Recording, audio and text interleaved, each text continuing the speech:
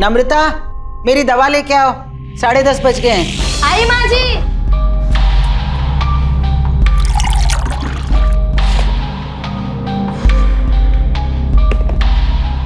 आज दवा देने में फिर देर कर दी। पता है डॉक्टर ने क्या कहा है कि ठीक 10:30 बजे दवा लेनी। जी माँ जी, ये लीजिए।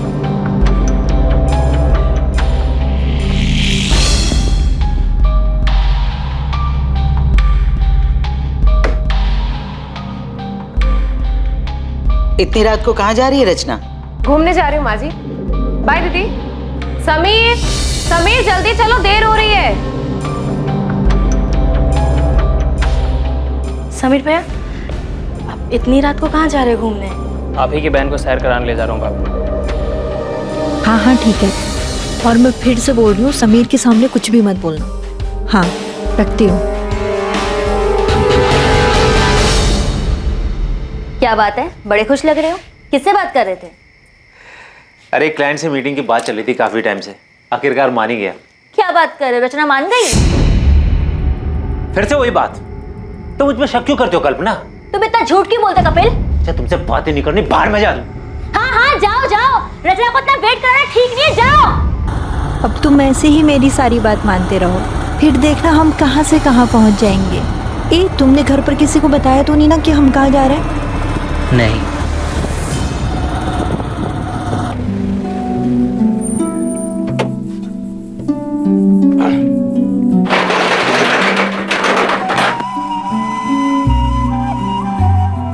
समीर,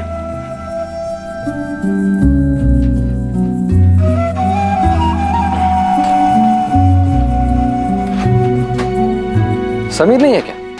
वो रचना को लेकर बाहर गया है। आज आपको काफी देर हो गई आने में। हाँ वो देर हो गई। सोचा था शादी के बाद समीर जिम्मेदार बन जाएगा, लेकिन रचना ने तो उसे और बिगाड़ दिया। ना खर्च पे लगाम है और ना जुबान पर। उसकी माँ ने उसे कुछ सिखा कर नहीं भेजा क्या?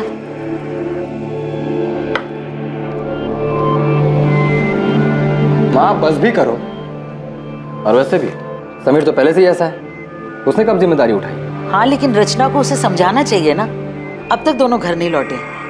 मैंने बेटा, उसका वो दोस्त है ना मनु, उसे फोन कर, उससे पूछ, कुछ पता तो लगे दोनों कहाँ गए हैं। अब इतनी रात को क्या फोन करूँ माँ? और ये कोई नई बात तो है नहीं, आ जाएंगे वो। दोनों के फोन बंद आ रहे हैं, तू पता कर, वरना मुझे नींद नहीं आएगी।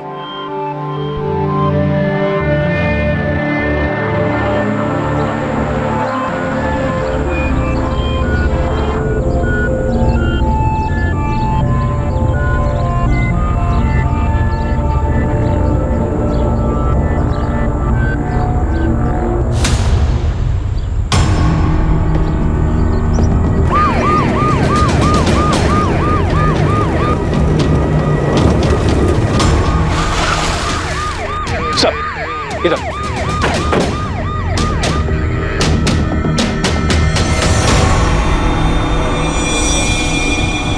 वॉलेट, ना कोई आईडी प्रूफ, फोन भी नहीं। मारने वाला वॉलेट ले गया, लेकिन नोटों की गड्डी यहीं छोड़ दी।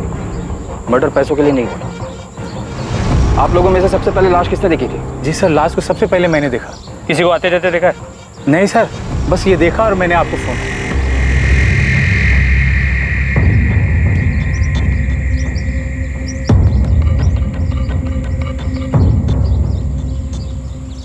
कपड़े फटे हुए, शायद रेप हुआ है। सर आसपास कोई मोबाइल या पर्स नहीं मिला। कपड़ों से अच्छे घर की लड़की लगती है, पर शादीशुदा है, गले में मंगलसूत्र है। एक शादीशुदा औरत अकेले यहाँ क्या कर रही थी? तो हो सकता है वो यहाँ किसी और के साथ आई हो, उसी ने इसे मारा हो। एक शादीशुदा जोड़ा घर से एक साथ निकलता है और कुछ घंटों बाद अलग अलग शहरों से दोनों की लाशें बरामद होती हैं और दोनों जगहों की पुलिस को एक दूसरे के मर्डर केस के बारे में कोई खबर नहीं थी। इस जोड़े की हत्या के पीछे क्या मकसद था?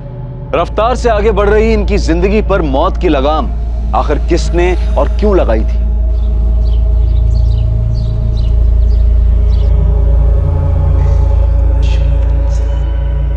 नम्रता दीदी, दीदी क्या हुआ, कहाँ खोई हुई हो? समीर और रचना कल रात से वापस नहीं आए, उन्हीं के बारे में सोच रही थी। तेरा भाई अभी तक घर नहीं लौटा है। रात से सुबह हो गई है। चिंता मत करो माँ, आ जाएंगे दोनों। मन्नू को भी बोल दिया मैंने पता करने को। सुनिए, मुझे भी उनकी फिक्र हो रही है। इसे इतनी देर तक बिना बताए। अरे यार, बेकार में ही घबरा रहे हो तुम दोनों। विनय, तो अभी के अभी पुलिस स्टेशन जाओ और रिपोर्ट लिखवा।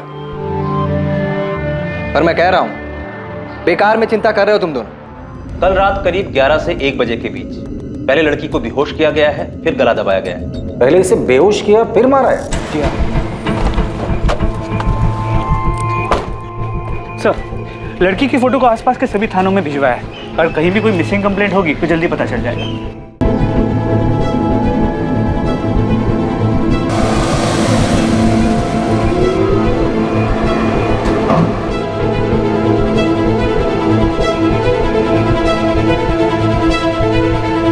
पृथ्वी बेटा, आज शाम को तैयार है।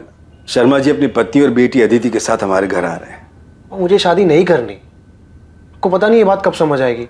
देख बेटा, उस बात को 8 महीने बीत चुके हैं। अब तो आप ये शादी की बात छोड़ेगी या मैं घर छोड़ दूं?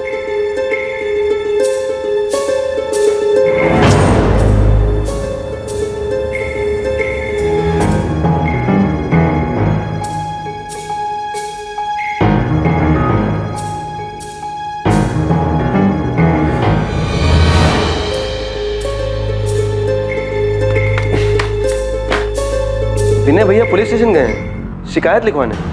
हाँ मनु बेटा, समीर और रचना कल रात से घर नहीं लौटे। उन दोनों के फोन भी बंद आ रहे। मनु, समीर ने तुम्हें कुछ बताया था क्या कि वो कहाँ जाने वाले हैं? नहीं भाभी, समीर ने तो इस बारे में मुझे बिल्कुल कुछ भी नहीं हुआ। आज के बाद दोबारा ऐसा घटिया मजाक किया ना तो जान से मार दूं।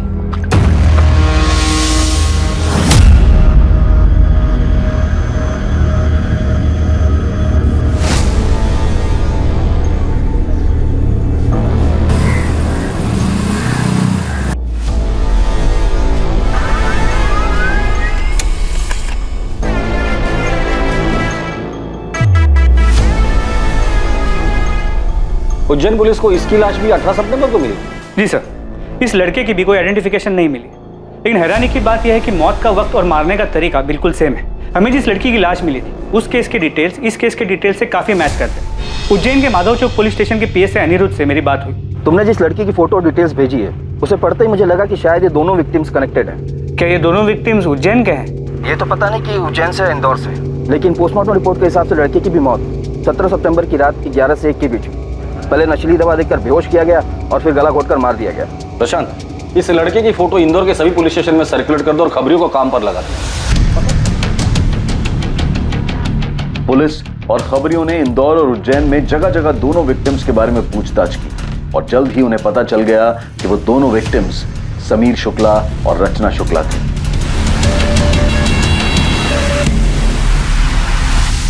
हाँ सर, समीर मेरा छोटा भाई और रचना उसकी पत्नी। सर, कुछ खबर मिली उनकी? वो लोग 2 दिन से घर नहीं आए हैं। ढूंढेंगे कैसे? आप लोगों ने उनकी मिसिंग कंप्लेंट भी नहीं लिखवाई। ये क्या कह रहे हैं आप? विनय ने खुद जाकर थाने में रिपोर्ट लिखवाई थी। माँ, मुझे लगा कि थोड़ा रुक जाता हूँ, शायद वो दोनों अपने आप ही वापस आ जाएं। तूने मुझसे झूठ क्यों बोला? सर, समीर और रचना अब कहाँ हैं? हमें उन दोनों की डेड बॉडीज मिली। क्या?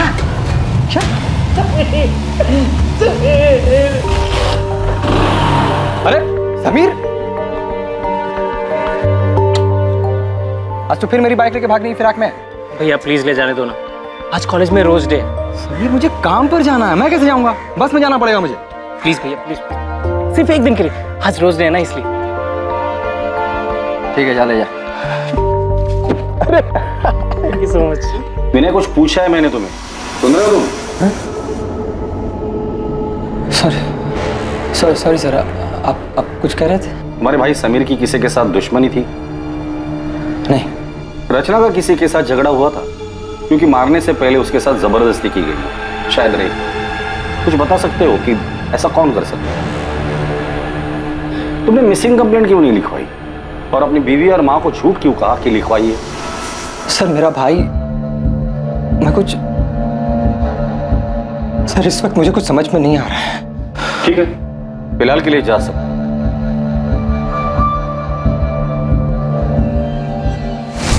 ये विनय वाकई में इतना प्यार करता था या एक्टिंग कर रहे हैं? ये समीर और रचना, इनका कत्ल एक ही तरीके से हुआ है, लेकिन इनकी डेड बॉडीज हमें अलग अलग शहरों में मिली। सर ये सब कुछ पूरे प्लानिंग से किया गया है और शायद एक से ज्यादा लोग शामिल हैं। ये शुक्ला परिवार के भाइयों के बीच रिश्ता कैसा था ये पता करो, क्योंकि अक्सर जब रिश्तों में लाइन क्रॉस होती है ना, न्यूज़पेपर की हेडलाइन बन जाती है।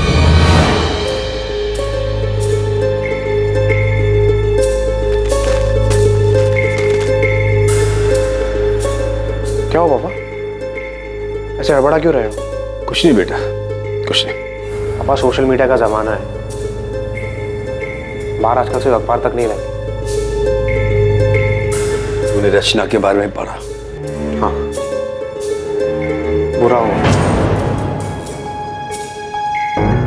पृथ्वी बेटा तू ठीक तो है? हाँ पापा मैं ठीक हूँ। आप चाहते थे ना मैं अदिति से मिलूं, मैं तैयार हूँ। तुम्हें मेरी बात मान लेनी चाहिए थी रचना। ये सब नहीं होता। क्या हुआ?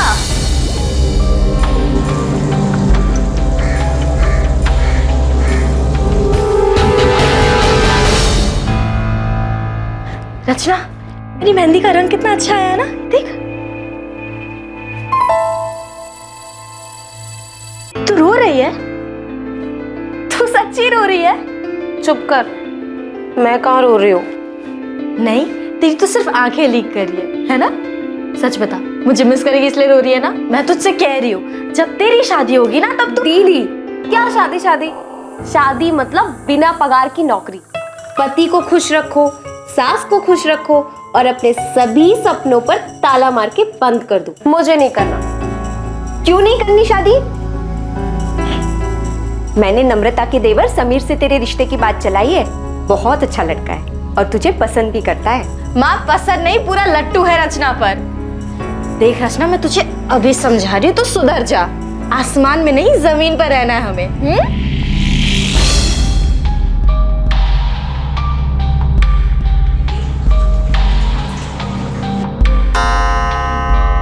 माँ जी, आपकी दवाई का वक्त हो गया।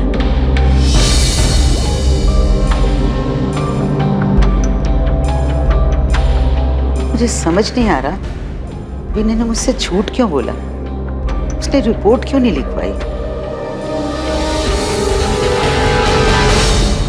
मोनू, तुम समीर के बचपन के दोस्त हो, उसे अच्छे से जानते हो। हाल फिलहाल में उसका किसी के साथ लड़ाई झगड़ा या कहासुनी हुई थी? आज के बाद दोबारा ऐसा घटिया मजाक किया ना तो जान से मार दूंगा। नहीं सर, इस बारे में तो मैं कुछ नहीं जानता। लेकिन आपको एक बात बताना चाहता हूँ, समीर और विनय भैया के रिश्ते के बारे में। साहब, विनय भैया और समीर के बीच में पहले तो सब कुछ ठीक था, लेकिन 8 महीने पहले जब से समीर और रचना की शादी हुई तब से सब कुछ बदल गया। लेकिन रचना तो विनय की बीवी नम्रता की सगी बहन थी ना? जी सर, लेकिन नम्रता भाभी और रचना में बहुत फर्क था। जहाँ भाभी ने आज तक पूरे परिवार को संभाल के रखा, वहीं रचना ने उन्हें आते ही अलग कर दिया। माँ, मुझे समझ नहीं आ रहा है कि आज इतने सालों बाद अचानक मेरी दुकान और आपका टिफिन बिजनेस वाली बात क्यों उठ रही है? क्योंकि समीर को अपने हक का एहसास हो गया है जीजा जी। हक का एहसास तो तुमने करवा दिया रचना, तो अब लगे हाथ इसे जिम्मेदारी का एहसास भी करा दो। एहसास तो आपको होना चाहिए ना जीजा जी। समीर कोई छोटा बच्चा नहीं है जो आप उस पर अपना हुक्म चलाते रहे और वो चुपचाप सुनता रहे। रचना, ये कोई तरीका है अपने जीजा जी से बात करने का? तरीका तो इनका गलत है दीदी। छोटे भाई का हक छीन रहे हैं ये। मैं हक छीन रहा हूँ अपने छोटे भाई का? सही तो कह रही है भैया, क्या गलत कहा रचना ने? लेकिन समीर भैया, इन दोनों से कुछ बोलने का कोई फायदा नहीं। इसके बाद से उनके घर में काफी तनाव रहने लगा। आपने खाना नहीं खाया तो दूध तो पी लीजिए। माँ ने कुछ कहा क्या तुमसे? विनय ने मुझसे झूठ क्यों बोला? उसने रिपोर्ट क्यों नहीं लिखवाई? नहीं, मगर आपने पुलिस में शिकायत क्यों नहीं की? तुम मुझ पे शक कर रही हो? विनय, देखिए मैं आपका दर्द समझती हूँ। मैं भी रचना से उतना ही प्यार करती थी जितना आप समीर से। सर ये समीर के कॉल रिकॉर्ड बिल्कुल क्लीन है, लेकिन सर रचना के कॉल रिकॉर्ड्स में ये एक नंबर है जिससे बार बार कॉल्स आते हैं। सर ये नंबर किसी कपिल चौकसी के नाम पे रजिस्टर्ड है। सर फिलहाल ये नंबर स्विच ऑफ है, लेकिन हमें कपिल चौकसी का एड्रेस मिल गया है। और ये नंबर जिस पर रचना की आखिरी बार बात हुई थी, ये किसका है? और मैं फिर से बोल रही हूँ, समीर के सामने कुछ भी मत बोलना। सर ये नंबर किसी हरीश अय्यर के नाम पे रजिस्टर्ड है। फिलहाल ये नंबर स्विच ऑफ है और इसका एड्रेस फेक है। इस कपिल चौकसी को उठाकर लेकर आ और हरीश अय्यर के बारे में पता करो।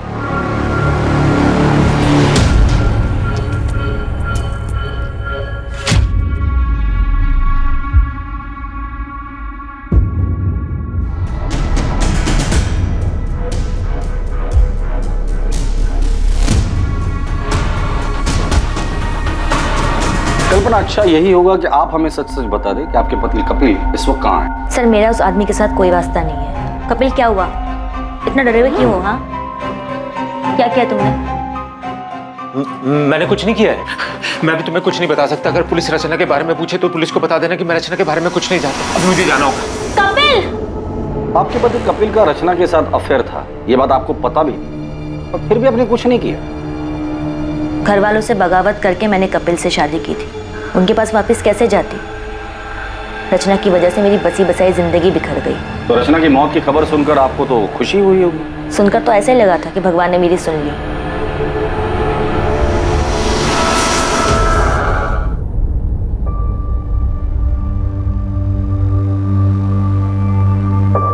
मैं तुमसे प्यार करने लगा हूँ, शादी करोगे मुझसे?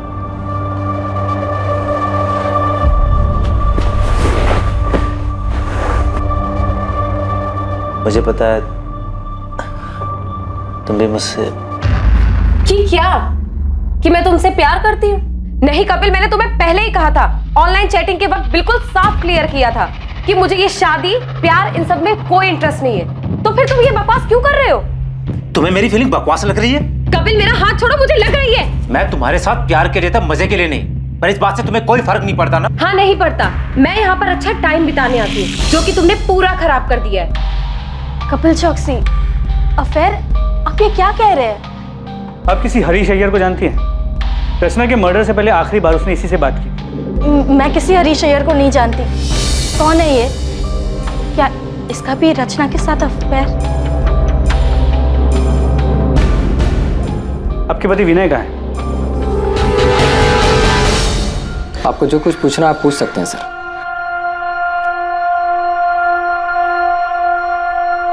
नम्रता, उस रात विनय काफी देर से घर लौटा था ना?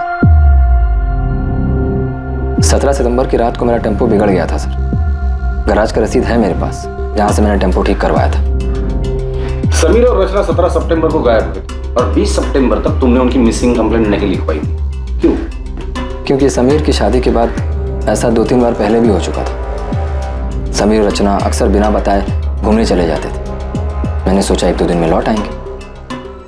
सर यही सच है। और दुकान के किराए के पीछे हुए झगड़े का सच, वो क्या था? सर रचना के उकसाने पर हमारे बीच झगड़ा हुआ था, लेकिन समीर हमेशा से जिद्दी रहा है। ये मनमानी करना उसके लिए कोई नई बात नहीं थी।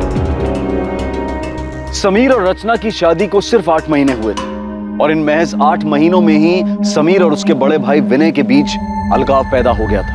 ये बात भी सामने आई थी कि शायद रचना का किसी कपिल चौकसी के साथ अफेयर था, लेकिन अब जो खबर सामने आने वाली थी वो शुक्ला परिवार को पूरी तरह से झकझोर कर रख देने वाली थी। तुझे क्या लगा था? तू बताएगा नहीं तो हमें पता नहीं चलेगा? बोल, समीर के मर्डर से 1 दिन पहले तुम दोनों का किस बात को लेकर झगड़ा हुआ था? आज के बाद दोबारा ऐसा घटिया मजाक किया ना तो जान से मार दूं। तुझे भरोसा नहीं है ना मेरी बात पे? ये देख अपनी आंख से। ऐसा क्या था उस वीडियो में कि समीर के होश उड़ गए? बता दो। रचना का सच जो इत्तेफाक से मेरे सामने आ गया। सर वो कुछ 3-4 हफ्ते पहले मेरा दोस्त पंकज इंदौर से आया हुआ था। हम दोनों होटल के कॉरिडोर से बाहर आ ही रहे थे कि वहां मुझे रचना दिखी। वो किसी आदमी के साथ थी। मुझे देखकर ये बहुत झटका लगा। मेरे कुछ समझ में नहीं आया तो मैंने तुरंत अपना फोन निकाला और उनके कमरे में अंदर जाने की वीडियो बना ली ताकि समीर को दिखा सकूं। कौन है आदमी? सिर्फ ये एक आदमी नहीं है, मैंने उस होटल के वेटर से बात भी की है। हाँ साहब, ये मैडम अक्सर यहाँ आती हैं और इनसे मिलने कई साहब आते हैं।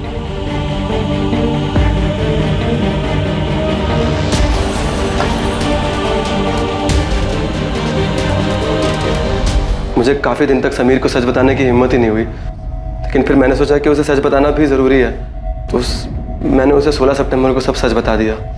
अगले दिन पता चला कि रचना और समीर दोनों गायब है और फिर उनकी लाश मिली।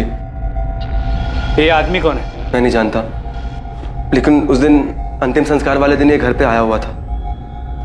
मैं नहीं जानता ये कौन है। अंतिम विधि में ये आदमी आपके घर आया था? आया होगा, मुझे नहीं मालूम। तुम्हारी बीवी नम्रता इस सब के बारे में जानती है? नम्रता, रचना ने जो किया उसमें तुम्हारा कोई दोष नहीं है। विनय, आप पुलिस की बात मत सुनो, वो लोग झूठ बोल रहे हैं। रचना ऐसी नहीं थी। पुलिस ने खुद उस होटल में जा करके पता लगाया था जहां रचना। ये रचना भी ना जाते जाते हम सबका मुंह काला कर गई। तेरी माँ ने यही सिखाया था क्या उसे? नम्रता, माँ, तो कुछ भी बोले जा रही हो तुम। सर, पूरे परिवार में इस आदमी को कोई नहीं जानता। ये आदमी अंतिम संस्कार के लिए आया था और इसे कोई नहीं जानता। अजीब बात है। रचना के कॉल रिकॉर्ड्स में कपिल चौकसी और हरीश अय्यर के अलावा और कोई सस्पिशियस नंबर नहीं मिला है।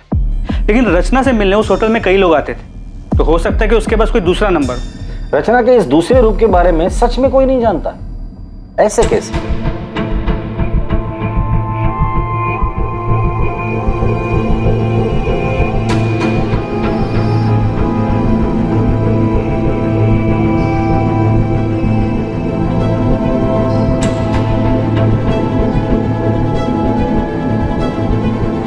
रचना की जिंदगी का सच आखिर था क्या, और इस डबल मर्डर के पीछे कौन था और उसका मकसद क्या था, और कितने लोगों को रचना का सच पता था?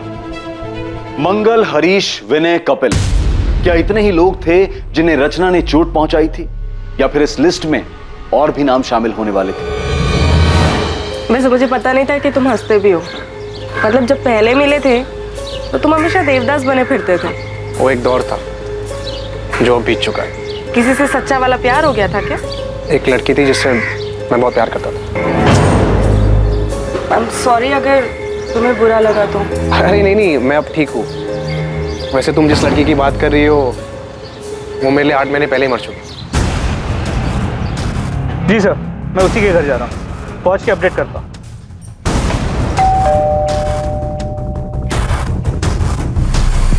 अंदर कमरे में है। बोल।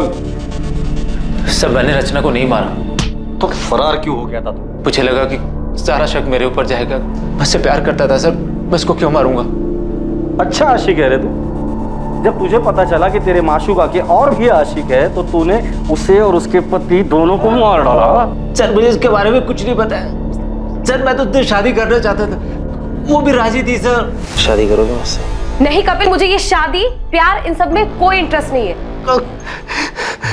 ये कौन है? इसे जानते हैं? इसका नाम क्या है? हरीश अय्यर। कितनी देर कपिल? 10 मिनट से तुम्हारा वेट कर रही हूँ, जल्दी आओ। रचना, तुम यहाँ धूप में क्यों खड़ी हो? तुम्हें गर्मी लग रही होगी। मंगल, तुम यहाँ? तुम एक हफ्ते से मेरा फोन क्यों नहीं उठा रही?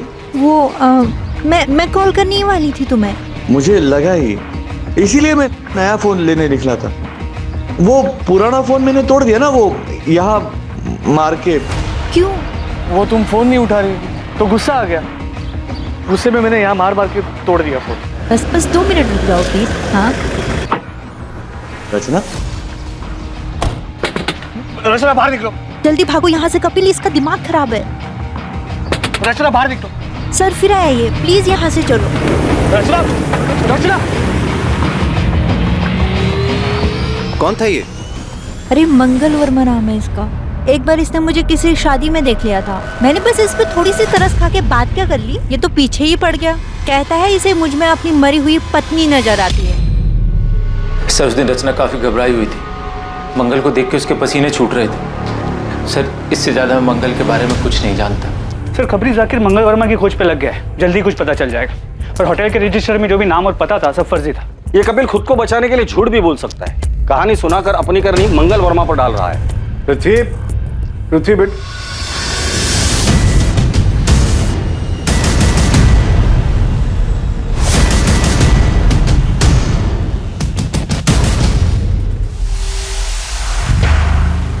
मुझे लगा तू रचना को भूल चुका।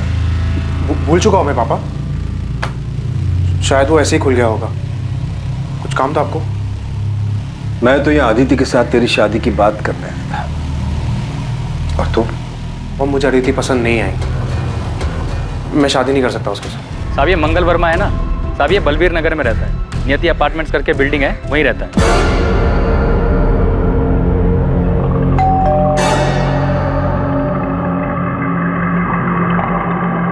सर मंगल वर्मा को उसकी वाइफ ज्योति के मरने का गहरा सदमा लगा था। दिमागी हालत पे काफी अनस्टेबल हो गया था। इनफैक्ट काफी टाइम तक वो अस्पताल में था, जहाँ पे उसका ट्रीटमेंट चल रहा था। अभी 1 साल पहले हॉस्पिटल से डिस्चार्ज हुआ है। उसके डॉक्टर ने बताया कि कभी कभी वो आपे से बाहर हो जाता है, काफी वायलेंट हो जाता है, लेकिन किसी भी पुलिस स्टेशन में उसकी कोई वायलेंट या क्रिमिनल हिस्ट्री नहीं मिली। तुम रचना से कैसे मिले? उसे पहली बार मैंने एक शादी में देखा था। उसे देखकर ऐसा लगा कि उसके रूप में मेरी ज्योति वापस आ गई, इसीलिए मैं उससे बात करने लगा, फिर उसे मिलने लगा। बिल्कुल ज्योति की तरह रखता था मैं उसे। वाह, थैंक यू सो मच। खुश हो ना? बहुत ज्यादा। अच्छा मंगल, अब मुझे निकलना होगा, बहुत देर हो रही है। हाँ अभी मत जाओ ना प्लीज। एक काम करते हैं, हम ना शादी कर लेते, फिर तुम्हें कहीं जाने की जरूरत ही नहीं पड़ेगी। हाँ हाँ बिल्कुल, लेकिन इस बारे में हम बाद में बात करें। कब?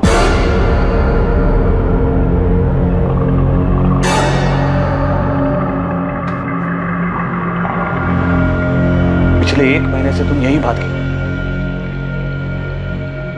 क्या क्या प्रॉब्लम क्या? तुम्हारी जिंदगी में कोई और है? तुम मुझसे प्यार नहीं करती? छोड़ना चाहती हो मुझे? नहीं, तुम धोखा नहीं दे सकती। रचना तुम मेरी बीवी हो, सिर्फ मेरी बीवी हो रचना। मंगल मंगल मंगल क्या कर? मंगल मंगल मंगल मेरी बात सुनो मंगल, इसे फेंक दो मंगल। शादी करोगी मुझसे वरना? मंगल, मेरे जीजा जी और मेरी बहन अभी घर से बाहर गए। वो जैसे ही आएंगे ना मैं उनसे बात करूंगी। अब अभी ये कांच मुझे दे दो, हाँ प्लीज।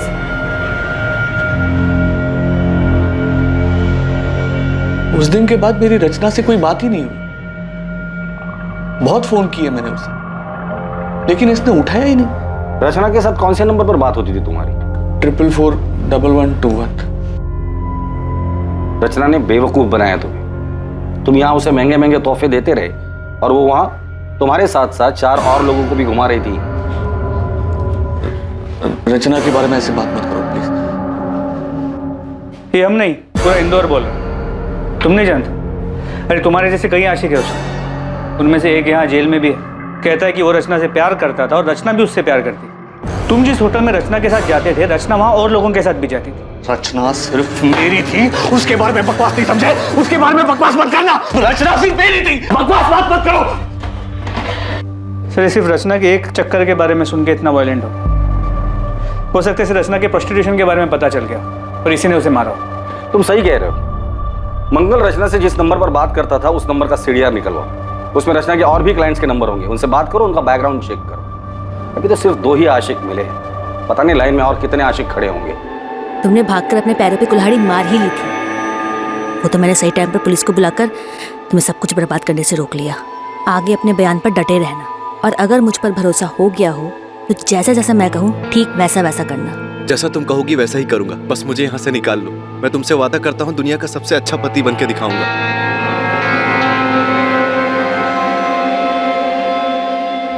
तीर निशाने पे लगा, वो बहुत डरा हुआ है। कह रहा जैसा मैं कहूंगी वैसा ही करेगा। हाँ ओके, शायद रचना की मौत मेरी जिंदगी बना दे।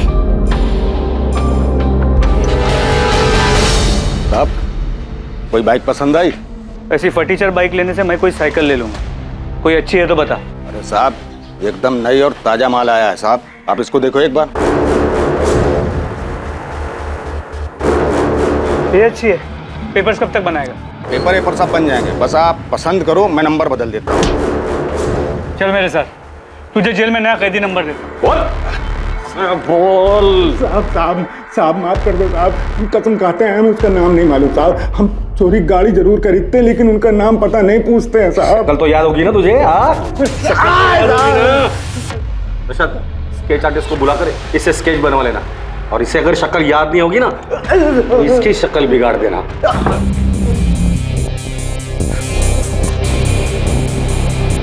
संदिग्ध कई थे। किसी का नाता समीर से था तो किसी का रिश्ता रचना से। असली मुजरिम जो भी था वो दोनों से जुड़ा हुआ और शायद दोनों से ही चोट खाया हुआ था। पर कुछ लोग ऐसे भी थे जो अब भी पर्दे में थे और इसीलिए वो पुलिस के शक के दायरे से भी बाहर थे। उनके इरादे, उनकी मंशा अब भी गुप्त थी, लेकिन जल्द ही सारे नकाब उतरने वाले थे और सच सामने आने वाला था।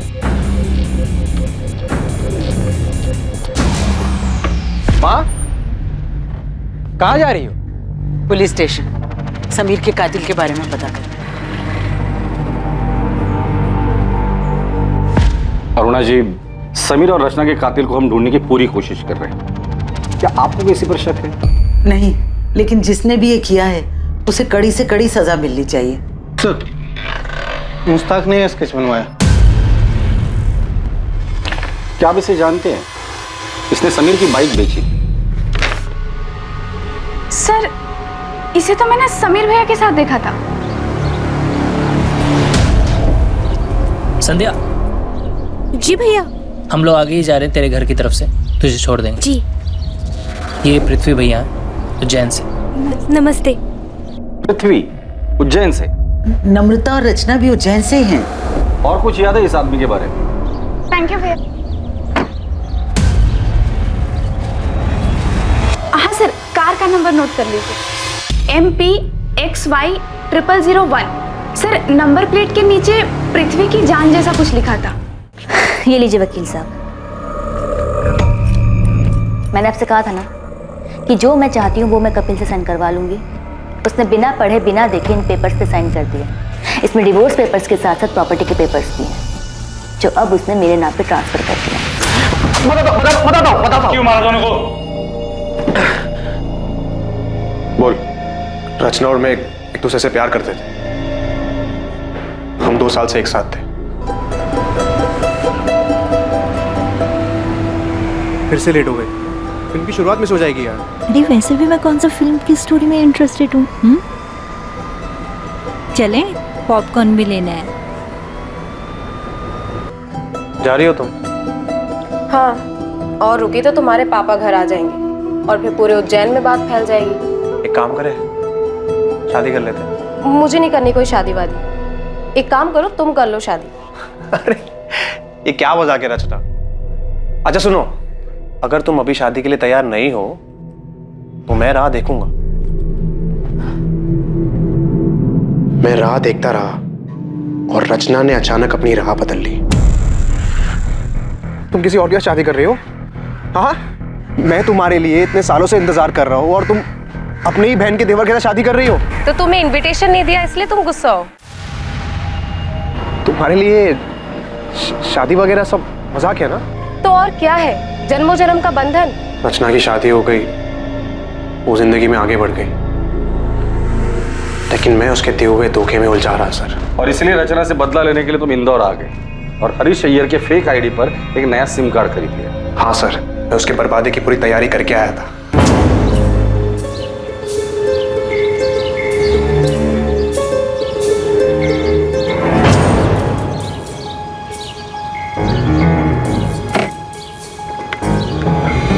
अरे पृथ्वी, तुम यहाँ? और वाह, क्या रूप है। बाय द वे, ये समीर है, मेरे पति। हाय पृथ्वी। समीर, ये पृथ्वी है, मेरा कॉलेज फ्रेंड। मैंने समीर से दोस्ती कर ली। मैंने बताया कि इंदौर में पापा की ज़मीन है जिसे मैं बेचने आया हूँ। मैंने ज़मीन का भाव इतना कम बताया कि रचना और समीर दोनों लालच में आ गए। फिर ज़मीन दिखाने और टोकन देने के बहाने मैंने उनको बुलाया। हाँ, हम लोग निकल रहे हैं। हाँ, और समीर ने पैसे भी ले लिए, लेकिन ध्यान रखना समीर को हमारे बारे में पता नहीं चलना चाहिए। अरे नहीं, तुम चिंता मत करो, मैं कोई भी पुरानी बात नहीं करूँगा। मुझे सिर्फ बिजनेस करना है। हम डिनर करके प्लॉट देखने जाएंगे और फिर डील वहीं पे फाइनल कर देंगे। हाँ हाँ ठीक है, और मैं फिर से बोल रही हूँ, समीर के सामने कुछ भी मत बोलना।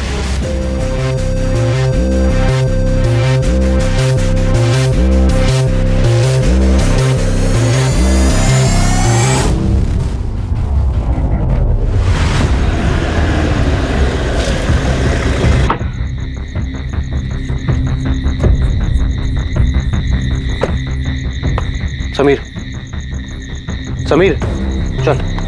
ये कहाँ है? संभाल के, थोड़ा ही आ गया प्लॉट। रचना? हाँ रचना आएगी पीछे से, आ जा।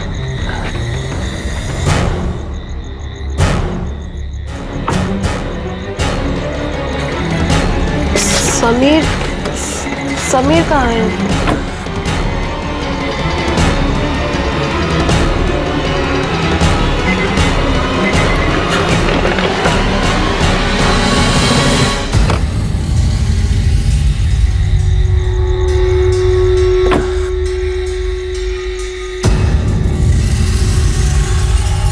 मैंने समीर की लाश वही उज्जैन में छोड़ दी और रचना की लाश मैंने इंदौर में आके फेंक दी। दोनों के फोन मैंने तोड़ के नाले में फेंक दिए और अगले दिन समीर की बाइक ढाबे से उठा ली।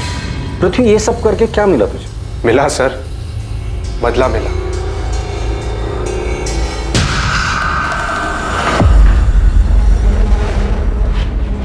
एक मिनट, तुम्हें कैसे पता चला कि समीर और रचना के पास इतना सारा पैसा है कि वो तुम्हारी जमीन खरीद सकते हैं?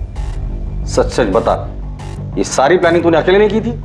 सर मुझे बताया गया था कि उनको दुकान का किराया मिलता है, वो कहाँ जाते हैं, कहाँ घूमते हैं, इन सब की डिटेल बताई गई थी। सच सच बता दे, कौन है इस केस का मास्टरमाइंड?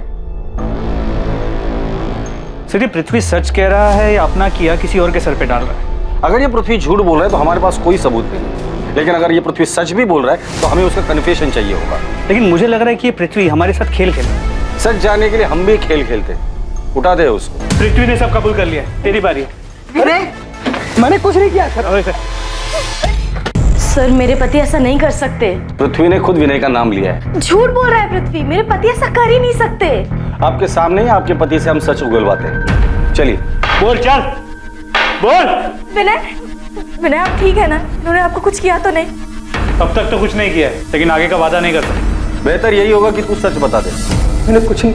तू ऐसे नहीं बोलेगा, लगता है सच उगलवाने की स्पेशल ट्रीटमेंट तुझे देनी ही पड़ेगी। सर मेरा मैंने मरवाया रचना और समीर, इन्हें कुछ नहीं पता, इन्होंने कुछ नहीं किया। ये तो क्या कह रही है नम्रता? सच बोल रही है वो। सारा सच हम पहले से ही जानते थे, बस वही सारा सच हम तुम्हारे मुंह से सुनना चाहते थे, इसीलिए तुम्हारे पति विनय को पकड़ने का नाटक हम लोगों ने किया था।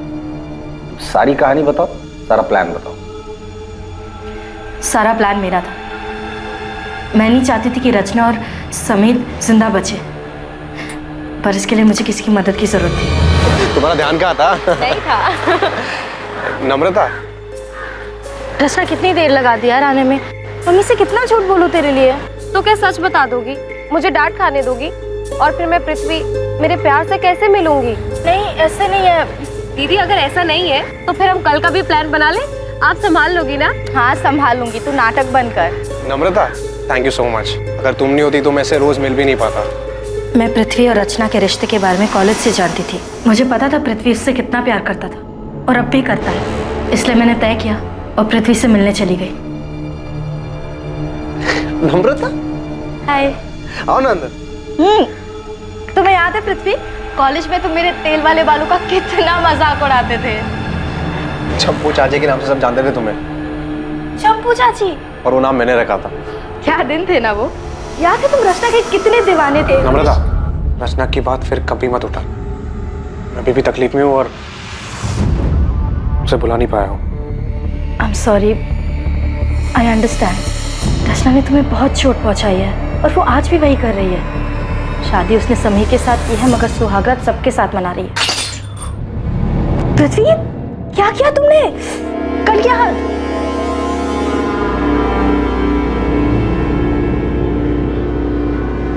रचना का नाम मेरे सामने कभी मत लेना। बहुत मुश्किल से उसे बोलने की कोशिश कर रहा हूँ। पापा भी चाहते हैं कि मेरी शादी अदिति से हो जाए और वो लड़की भी अच्छी है, बस मेरा मन नहीं कर रहा।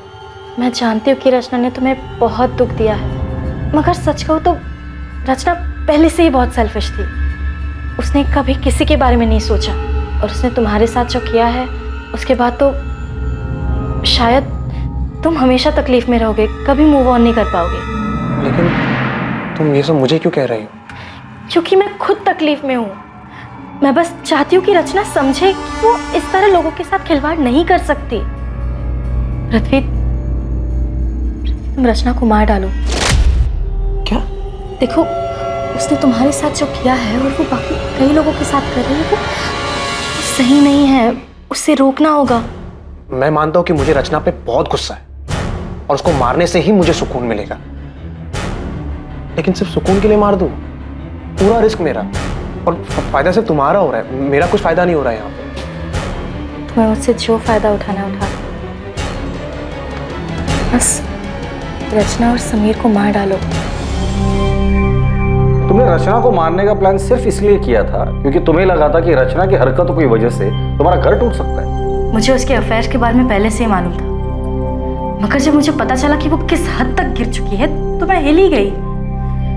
वो किसी के साथ भी सो रही थी और उसके बदले में उसके क्लाइंट्स उसे।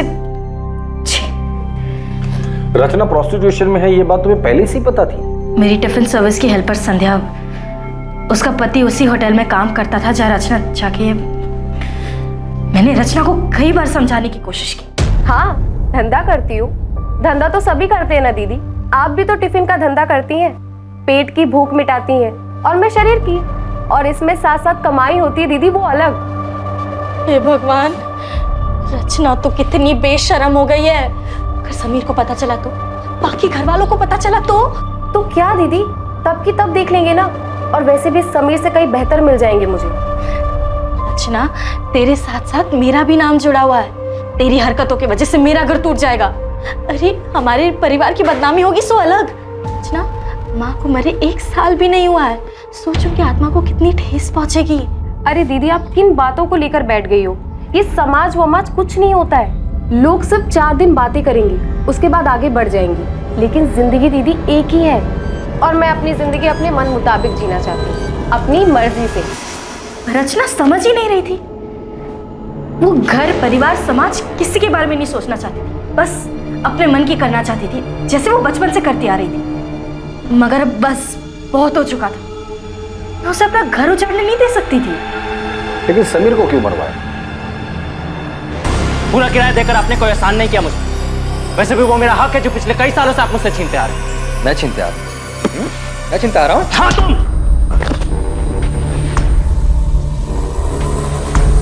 समीर भी रचना जैसा ही था। उन दोनों को घर की इज्जत की कुछ पड़ी नहीं थी।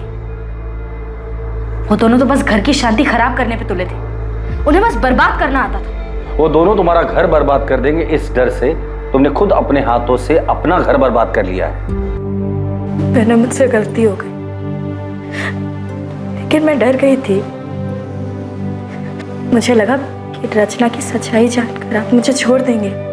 हमारे परिवार की इज्जत, समाज, हम सबको क्या मुंह दिखाते।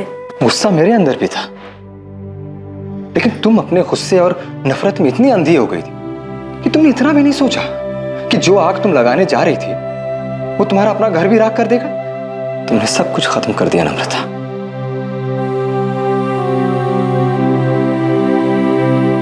नम्रता शुक्ला और पृथ्वी त्यागी पर आईपीसी की धारा 302 के तहत हत्या के लिए और धारा 120 के तहत साजिश के चार्जेस लगाए गए। पृथ्वी पर बलात्कार के लिए धारा 376 भी लगाई गई है और दोनों इस वक्त न्यायिक हिरासत में हैं। रचना का शादी और समाज की मर्यादाओं की परवाह किए बिना बेलगाम जीना नम्रता को मंजूर नहीं था। नम्रता को जो डर था उसके लिए वो अपने पति से बात कर सकती थी। कई बार गलत ख्याल हम पर हावी हो जाता है, लेकिन किसी अपने से, किसी करीबी से बात करने से हम वो गलत कदम उठाने से बच सकते हैं। कुछ भी करने से पहले ये जरूर सोचें कि उसका आप पर और आपके परिवार वालों पर क्या असर होगा।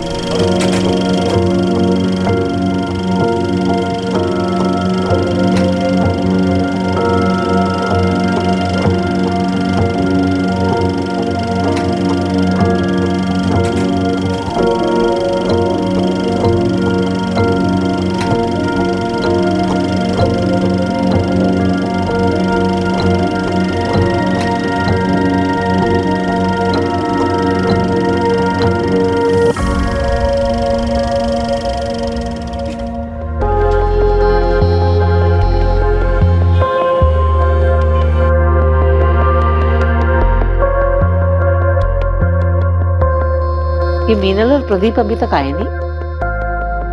ये देखो दादी, मम्मी, पापा और छवि। अरे वाह छवि, बहुत अच्छी ड्राइंग बनाई, पर हरा को नहीं बना। कोई बात नहीं, मैं बना लूं।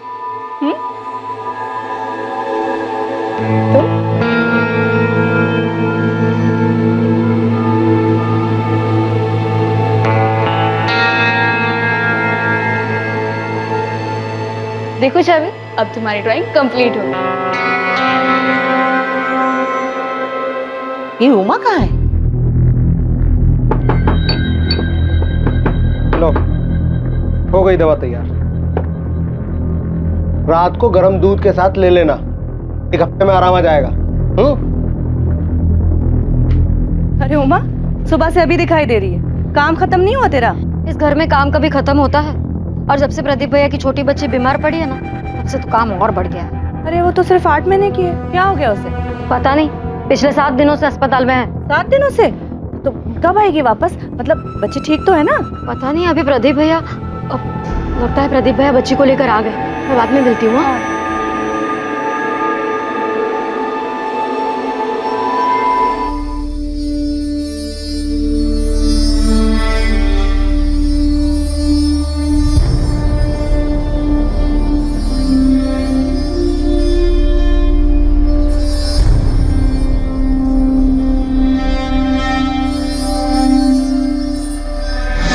रिद्धि, एक काम कर, पंडित जी के लिए फल रखे थे ना, वो ले आ। सिद्धार्थ भैया, फल लेके आओ। शंभू, जहाँ देखो ना वहां शुरू हो जाता है। तुझे कहा था कि जल्दी जल्दी प्रसाद बांट। बहुत ही आलसी है, इतने साल हो गए इधर काम करते हुए, लेकिन थोड़ी भी फुर्ती नहीं है इसमें। आलसी कहीं का।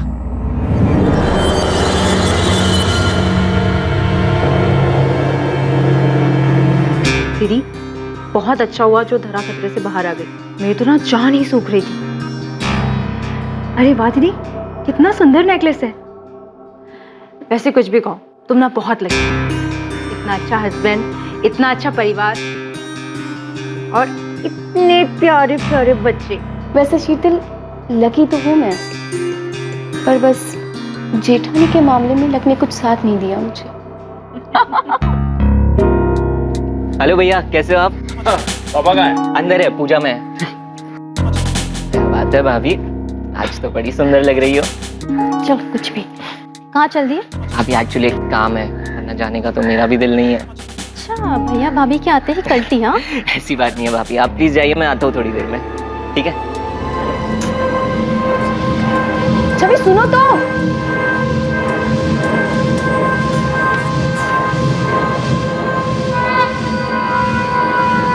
छवि, आओ बेटा, मेरे साथ बैठो, टीवी देखेंगे। नहीं, मुझे खेलना है।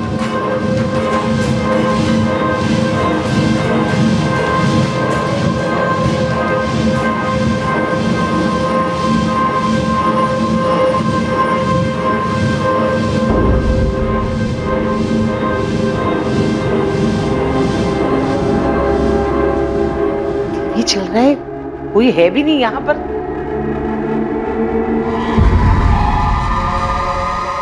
मैं तो डर ही गई थी।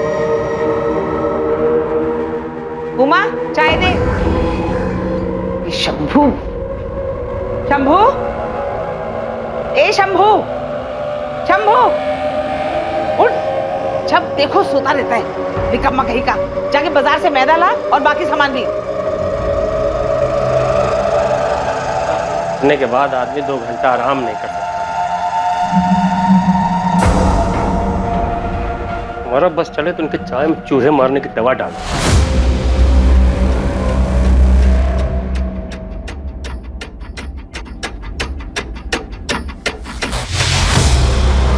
भाभी, भाभी चाय।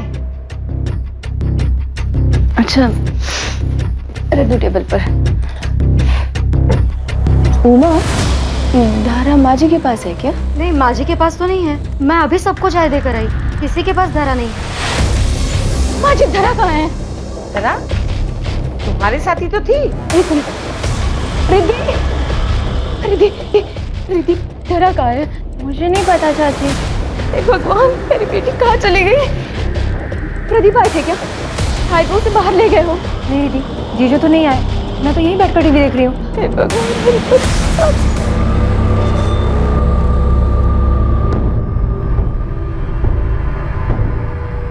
मैं कह रहा हूँ घर में नहीं मिलेगी, कोई उठा कर ले गया उसे। मिस्टर अग्रवाल, आप थोड़ा सब्र रखिए। सर सब्र रखूं मैं? मेरी बेटी मिसिंग, सिर्फ 8 महीने की, वो सिर्फ 8 महीने की। आपको क्या लगता है वो खुद चलकर बाहर जाएगी? आप इस बात के लिए श्योर हैं कि घर के अंदर कोई बाहर वाला नहीं आया था? सर इधर स्टोर रूम में कुछ है।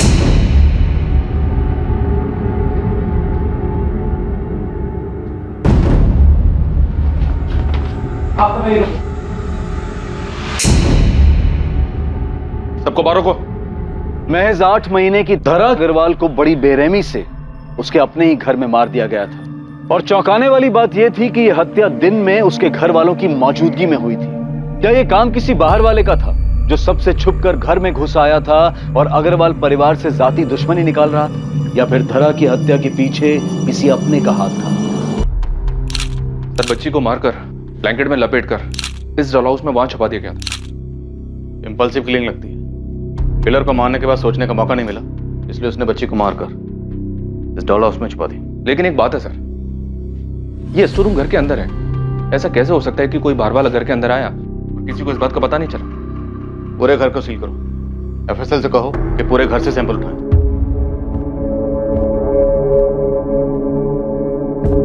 मीनल जी, इस वक्त आप पर क्या गुजर रही है मैं समझ सकता हूँ, लेकिन कातिल तक पहुंचने के लिए हमारे लिए पूरी वारदात को जाना जरूरी है। मुझे नहीं पता ये सब कुछ कैसे हुआ।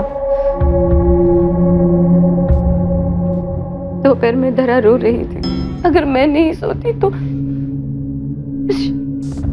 मेरे पास से उसे कोई नहीं ले जाता।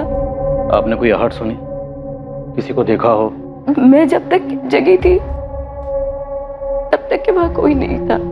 जब उमा मेरे रूम में आई तब मेरी नींद खुली। जिस वक्त ये हुआ घर के ज्यादातर लोग सो रहे थे, सिर्फ तुम्हें छोड़कर। कोई घर के अंदर आया, बच्ची को मारा और मारकर स्टोर रूम में छिपाकर चला गया। तुमने कुछ देखा नहीं, कुछ सुना नहीं? नहीं सच साहब, मुझे कुछ नहीं पता। मैंने किसी को नहीं देखा, कोई आवाज नहीं सुनी। सर हमें कुछ नहीं पता, हम दोनों तो अपने कमरे में सो रहे थे।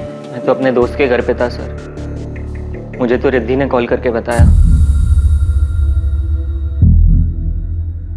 क्या बोल रहे साहब? बच्ची का खून कैसे? वो हम पता लगा रहे हैं। आप दोनों की ये दुकान कब से है? लगभग 2 सालों से। किसी अनजान आदमी को इस घर में आते जाते हुए देखा है?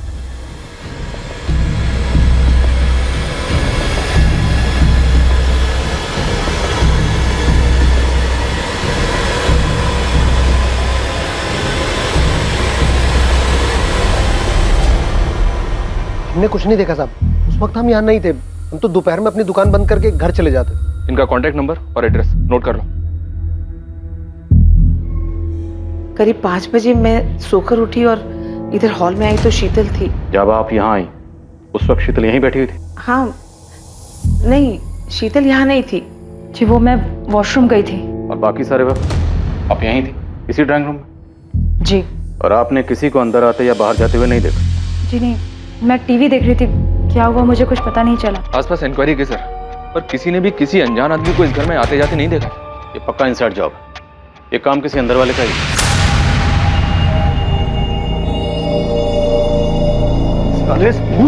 तूने मारा है ना मेरी बेटी को? तूने मारा मेरी बेटी को? छोड़िए, तूने मारा? छोड़िए, छोड़िए। साहब सच कह रहे साहब, मार्केट ही गए थे साहब, क्योंकि साहब हमको मालूम था कि जल्दी आ जाएंगे तो माँ जी दूसरे काम पे लगा देंगे। साहब वहीं घूम रहे थे साहब, उसी में देरी हो गई। अगर तुझे देरी भी हो गई थी ना तो इसका मतलब ये नहीं कि तूने खून नहीं किया। कल्याणी जी ने तुझे तो उठने के बाद मार्केट भेजा था ना, तब तक तो बच्ची को मार दिया गया था। चल बोल बोल, कैसे किया? बोल। सच कह रहे हैं साहब, कुछ नहीं किया साहब, हमारा यकीन कीजिए साहब, कुछ नहीं किया। सर उसे ये सब करने के लिए सुनील कंडपाल ने कहा होगा। उसी ने शंभू को हमारे घर रखवाया था। कौन सुनील कंडपाल? सर हमारा एक्सपोर्ट इंपोर्ट का बिजनेस है और ये सुनील कंडपाल पिताजी का पार्टनर था। बहुत घपला किया सर इसने बिजनेस में। पिताजी के जाने के बाद हमने इसको इसका हिस्सा दिया और इसे बिजनेस से निकाल दिया। इस बात से बहुत गुस्से में था वो। तुम लोग ने समझ क्या रखा है? मुझे झुंझुना थमा कर चलता करोगे? जब बिजनेस है ना, मेरा और तेरे बाप का जॉइंट बिजनेस था। यदि अगर बंटवारा हुआ 50-50 का हुआ। हाँ सर, सुनील ने हमारे ऊपर केस किया हुआ, लेकिन हम भी पीछे नहीं हट रहे। तो सुनील ने कभी यारी दोस्ती में आपके घर पर शंभू को नौकरी पर रखवाया था। अब क्योंकि आपके और सुनील के बीच में झगड़ा चल रहा है तो आपको लगता है कि सुनील के कहने पर शंभू ने उसे मारा? सर बात सिर्फ इतनी सी नहीं, उसने मुझे धमकी दी थी। सब कुछ तेरी वजह से हुआ है प्रदीप। तेरी उम्र भले ही हो गई, मैं तुझे इतनी आसानी से नहीं छोड़ूंगा। बहुत पछताएगा तू। सर शंभू इतने सालों से हमारे घर पे काम कर रहा है, लेकिन 6 महीने पहले वो हमसे झगड़ा करके सुनील के घर काम करने चला गया और अभी महीने भर पहले फिर वापस आ गया। मालिक गलती हो गया, अब जाने भी दीजिए।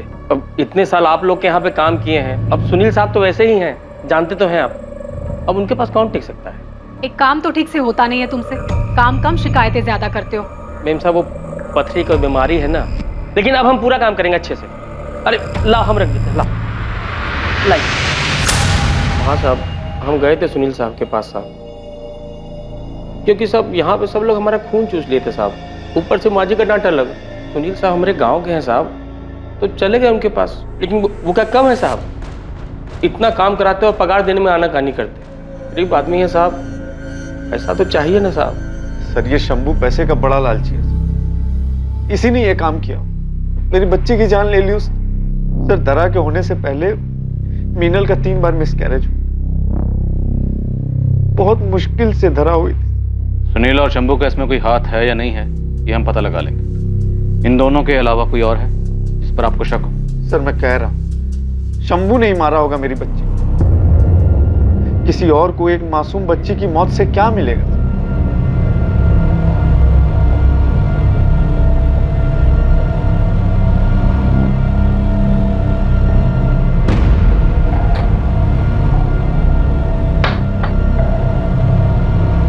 क्या हुआ वहां?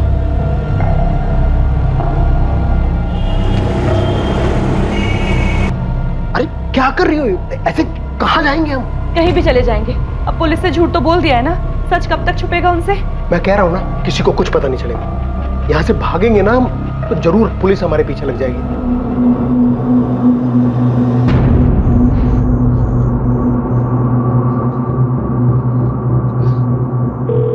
Hello hello. हाँ मनीष, हाँ मेरी बात ध्यान से सुन। अगर तुझे पुलिस का फोन आए या कोई भी तुझसे मेरे बारे में पूछे तो कहना कि आज का सारा दिन मैं तेरे साथ तेरे घर पे था, ठीक है? लेकिन हुआ क्या है? वो मैं तेरे को बाद में बताऊंगा, बट अभी जितना कहा है उतना कर।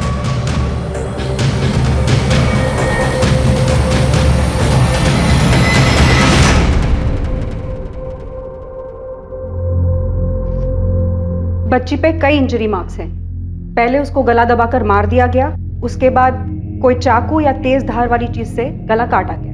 मतलब डबल श्योर किया गया कि बच्ची मर चुकी है? हाँ, उसके गाल पे भी निशान हैं जो कि थप्पड़ के लगते हैं। मौत का वक्त?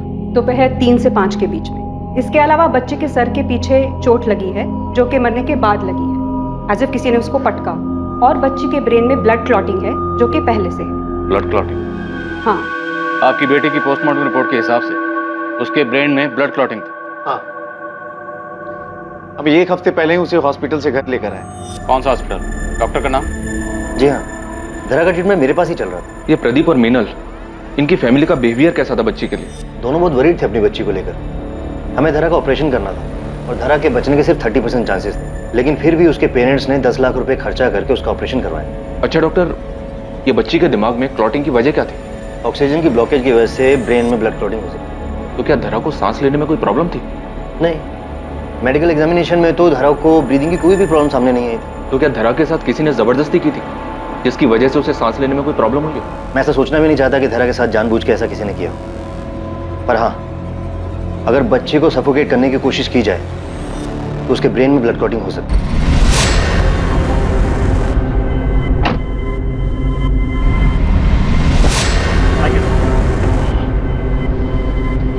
तू यहाँ ठहर, मैं आता हूँ। प्लानिंग तो अच्छी की थी आपने, खुद जाकर दिल्ली बैठ गए और शंभू के हाथों दरा का मरवा दिया। सर मैं बच्ची को क्यों मरवाऊंगा? वो प्रदीप झूठ बोल रहा है सर। तो आपने शंभू को पैसे देकर उसके हाथों दरा को नहीं मरवाया? सर शंभू ने किया नहीं किया मुझे कुछ नहीं पता, लेकिन इसमें मेरा कोई लेना देना नहीं है। अच्छा होगा अगर आपका लेना देना ना हो, क्योंकि अगर आपका लेना देना हुआ तो आपके लिए मुश्किलें पैदा हो सकती है। सर प्रदीप बड़ा अजीब इंसान, दोनों हाथों से पैसे समेटना चाहता। सर मेरी बात छोड़ो, अपनी सगी साली के पति को भी बिजनेस के लिए पैसा नहीं दिया। ऐसे आदमी के साथ तो कोई भी दुश्मनी निकाल सकता है सर।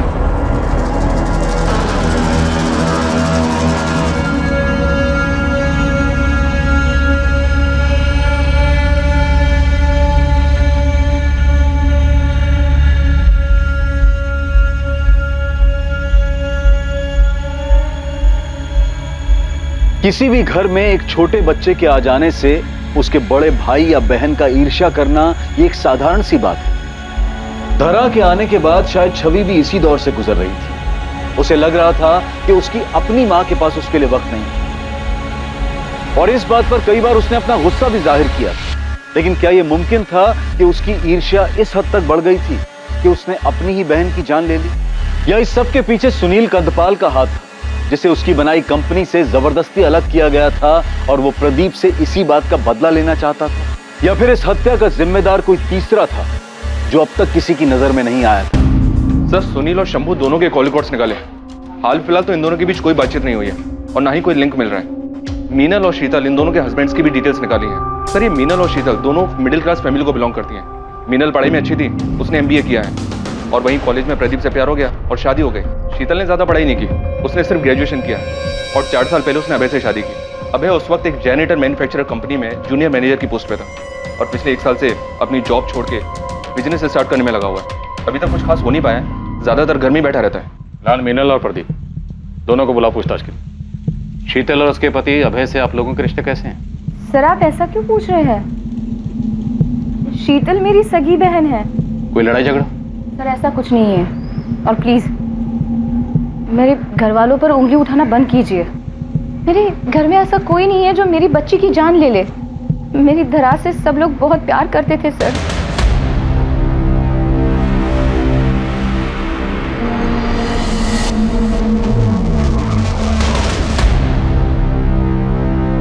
तुम घर चलो, मैं आता हूँ। क्यों? तुम कहाँ जा रहे हो? कुछ ऑफिस में काम है, मैं काम खत्म करके आता हूँ।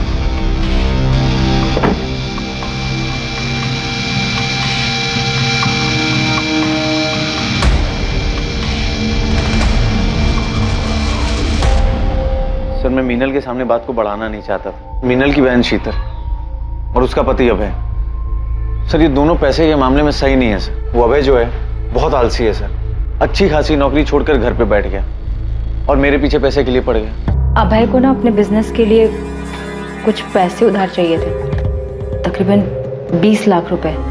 देखो शीतल, अभय से मेरी इस बारे में बात हुई है। लेकिन जीजू, अभय उधार ही तो मांग रहे हैं, बहुत जल्द वापस भी कर देंगे। आई अंडरस्टैंड शीतल, लेकिन क्या है ना कि अभय के पास कोई सॉलिड बिजनेस प्लान नहीं। अब बिजनेस प्लान नहीं है तो वो इतनी बड़ी रकम चुकाएगा कैसे? और उसके बाद भी शीतल ने मुझसे कई बार पैसे मांगे, मैंने नहीं दी। लेकिन मुझे लगता है सर कि शीतल जो है वो मीनल से जेलस है। अरे वाह दीदी, कितना सुंदर नेकलेस है। वैसे कुछ भी कहो, तुम ना बहुत लकी हो। तो आपको लगता है कि शीतल ने गुस्से और जलन की वजह से धरा को मार दिया? सर, मैं हाँ नहीं कह रहा, लेकिन मैं ना भी नहीं कह रहा इस बात से।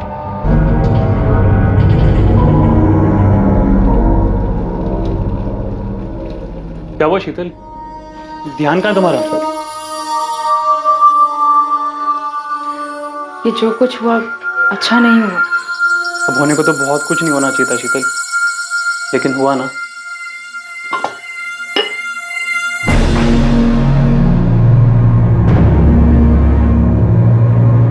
छवि, तुम यहाँ क्या कर रही हो? आप और मीनल दोनों सगी बहन, एक ही घर में पैदा हुई, पली, बड़ी, लेकिन बड़े होने के बाद आपकी मीनल दीदी का स्टेटस और भी बड़ा हो गया। बुरा तो लगता होगा आपको। ये कैसी बातें कर रहे हैं आप? गलत कह रहा हूँ? जलन नहीं होती कभी? आपकी मीनल दीदी चाहती तो आपके पति को पैसे देकर बिजनेस शुरू करने में इनकी मदद कर सकती थी, लेकिन नहीं की। गुस्सा तो आया होगा। मुझे किसी की एहसान की जरूरत नहीं है। आप 1 साल से बेरोजगार हैं। आपने घर पर यही बताया कि आपने बिजनेस के लिए नौकरी छोड़ी, जबकि हकीकत यह है कि आपको नौकरी से निकाला गया था। ये रही आपकी बैंक डिटेल्स और आपके लेनदारों की लिस्ट। गले तक कर्ज में डूबे हुए हैं आप प्रदीप से बिजनेस के लिए पैसे मांग रहे थे, जबकि हकीकत यह है कि पैसे आपको अपना कर्जा चुकाने के लिए चाहिए थे।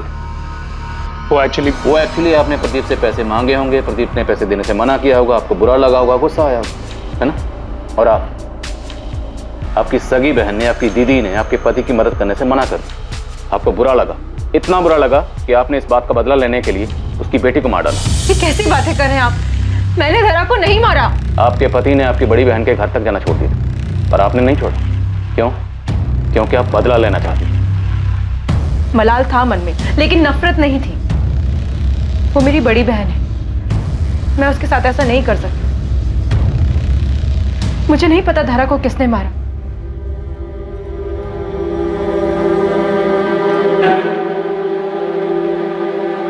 क्या हुआ छवि? मेरी तरफ देखो। मेरी डॉल क्यों डर रही है? अरे रिद्धि, क्या हुआ इसे? चाची, मैंने उसे वहां देखा। कहाँ? वहां।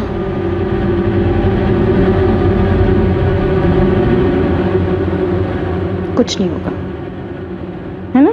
मम्मा है ना? ये शीतल चाहे जितना भी रोले सर, मुझे इसकी बात पे यकीन नहीं हो रहा है। सिर्फ एक यही थी जो उस दिन जगी हुई थी, बाकी घर के लोग सो रहे थे। शीतल के लिए बहुत मुश्किल नहीं रहा होगा। वो चुपचाप से उठी होगी, मीनल के कमरे में गई होगी, बच्ची को उठाया और उसे मारकर स्टोर रूम में छुपा दिया। बच्ची के जिस्म पर चोट के निशान भी थे और बच्ची से इतनी नफरत की शीतल के पास वजह भी थी। अंदर आ जाऊं साहब? साहब एक खबर लाया हूँ। जल्दी बोल। साहब अग्रवाल हाउस में किसी और के पास भी वजह थी उस बच्ची को मारने की। बहुत बुरा हुआ। कोई ऐसे बच्ची को कैसे मार सकता है? मुझे तो लगता है कि कोई बाहर से ही आया होगा। वैसे एक बात बताएं, घर वालों में भी कोई ज्यादा प्यार नहीं था। सिद्धार्थ है ना अपना उमेश का बेटा, 15 दिन पहले उसने कोई बवाल किया था। क्या कर रहा था वहां पे?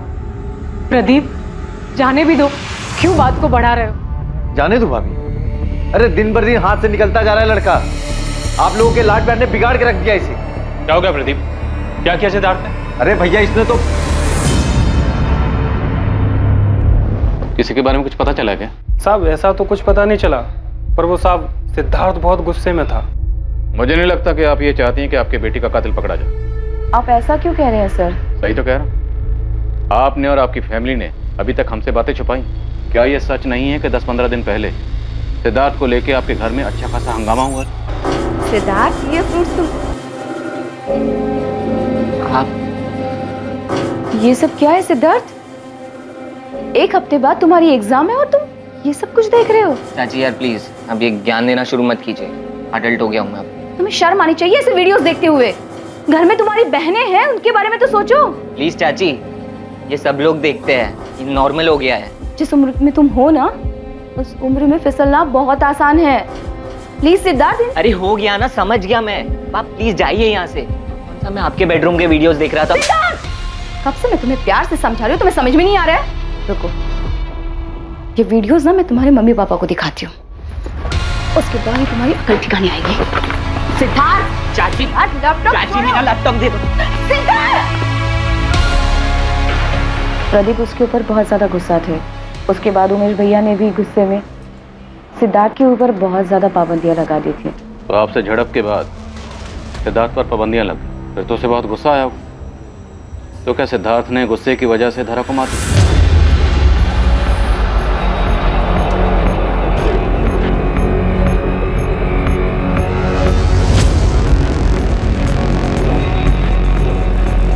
देखो, ये ठीक नहीं है। साहब ने जैसा जैसा बोला था मैंने वैसा किया।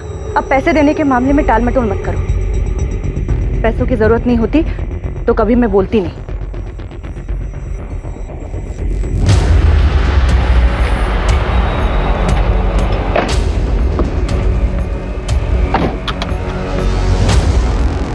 सर, वो कनक का फोन आया था।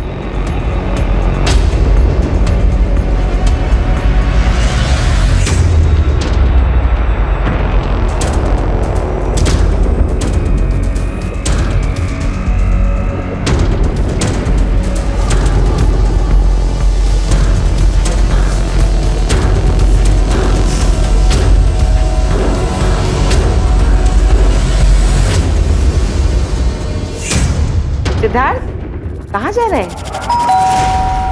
कहाँ जा रहा है? बताता क्यों नहीं? हाँ, वो दादी कंबाइंड सेशन स्टडीज के लिए मनीष के घर जाना था।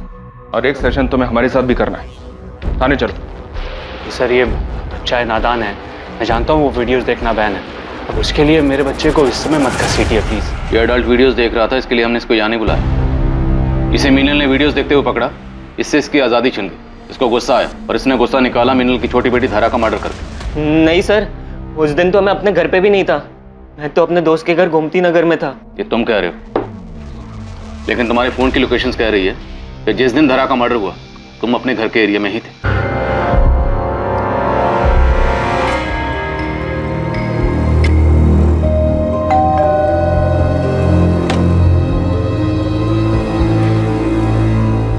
स्वागत है भाभी, आज तो बड़ी सुंदर लग रही हो।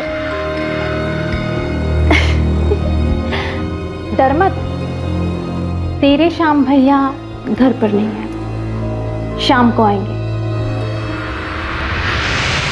इस लड़के की हिम्मत तो देखो। एक मिनट, आप बैठ जाइए, बैठ के बात कीजिए प्लीज। ऐसे खुलेआम मेरे चरित्र पे उंगली उठा रहा है। आपको तो यकीन है ना मेरे पर? झूठ बोल रहा है ये। सर, इसकी गंदी नजर थी मेरे ऊपर कब से, मैं जानती थी, मैंने मना कर दिया। अब देखो क्या क्या बोल रहा है ये मेरे बारे में। सर झूठ बोल रही है ये, सच सब कुछ इन्होंने ही शुरू किया था। सर उस दिन भी मैं बिंदु भाभी के साथ ही था। ये क्या बोल रहा है, झूठ बोल रहा है ये। आपके पर्सनल मैटर में हमें कोई इंटरेस्ट नहीं। एक बच्ची का मर्डर हुआ, हम उसकी तहकीकात कर रहे हैं। इसलिए बताइए, जिस दिन धरा का मर्डर हुआ, क्या सिद्धार्थ आपके साथ? नहीं सर, ये मेरे घर में नहीं था। सर झूठ बोल रही है ये। पापा आप तो मेरी बात का विश्वास करो, मैं सच कह रहा हूँ पापा। क्या सोचकर तुमने पुलिस को सब कुछ बताया था? तुमने उसके साथ सही नहीं किया। सिद्धार्थ बच्चा है। बच्चा? अपनी माँ की उम्र की औरत पे गंदी नजर रखने वाला बच्चा है। जैसे आप अपने बेटे के लिए रो रही हैं, मैं भी अपनी बेटी के लिए रो रहा हूं। और एक बात याद रखिए, मैं अपनी बेटी के कातिल को कड़ी से कड़ी सजा दिलवा के रहूं, चाहे वो मेरा अपना ही क्यों।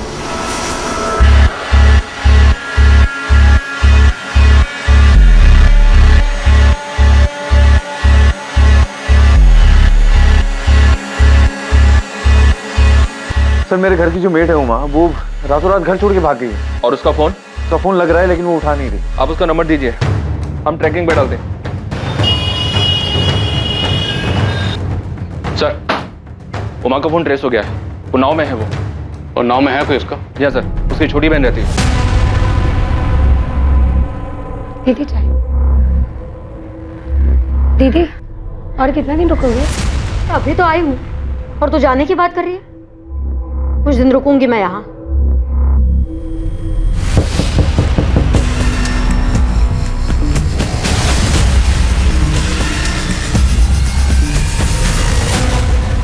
हम बच्ची के कातिल को यहाँ वहाँ ढूंढ रहे थे, अब पता चला कि कातिल तुम। नहीं साहब, आप क्या कह रहे हैं? मैं भला छोटी बच्ची की जान क्यों लूंगी? बिना किसी को कुछ बताए रात के अंधेरे में यहाँ से भागी क्यों थी? 10 साल में 2 बार पगार बढ़ाई है। 2 साल पहले अपनी बहन की शादी के लिए उधार पैसे मांगे थे, वो भी नहीं दिए। मैं पहले ही मन बना चुकी थी कि काम छोड़ना है। काम छोड़ना था तो बता के भी जा सकती थी। इससे पहले कि मैं कुछ बता पाती, घर में इतनी बड़ी घटना हो गई। मैं डर गई थी साहब, कुछ समझ में नहीं आ रहा था। इसलिए मैंने सोचा कि बिना बताए चुपचाप निकल जाती हूँ। बताती तो वो जाने नहीं देते साहब। मैंने कुछ नहीं किया है, मैं सच कह रही हूँ। सच ये है कि तुम्हें उन लोगों से नाराजगी थी, क्योंकि उन लोगों ने तुम्हारी तनख्वाह नहीं बढ़ाई। गुस्सा भी था क्योंकि तुम्हारी बहन की शादी में उन लोगों ने कोई मदद नहीं की, इसलिए तुमने बच्ची को मार डाला। नहीं साहब, मुझे विमल महतो जी के यहाँ काम मिल गया था। 1 हफ्ते के बाद काम शुरू करना है, इसलिए मैंने सोचा कि 1 हफ्ता अपनी बहन के यहाँ उन्नाव रहकर आती हूँ, इसलिए मैं उन्नाव गई थी। हाँ सर, उमा से मैंने काम की बात की थी। वो मंडे से ही काम पर आने वाले थे। असल में मैंने सुना था कि वो बहुत भरोसे वाली है और काम की भी बहुत तारीफ सुनी। किससे सुनी थी तारीफ? सुनील कंडपाल, वो मेरी बीवी का चचेरा भाई है। उमा की बहुत तारीफ करता है वो। तुम्हें सुनील ने नौकरी दिलवाई थी? हाँ साहब, मैंने उनसे बात करके रखी थी और अभी कुछ दिन पहले ही उन्होंने कहलवाया था कि विमल जी के यहाँ काम के लिए जगह खाली है। कुछ दिन पहले मतलब? कुछ दिन पहले मतलब किस दिन?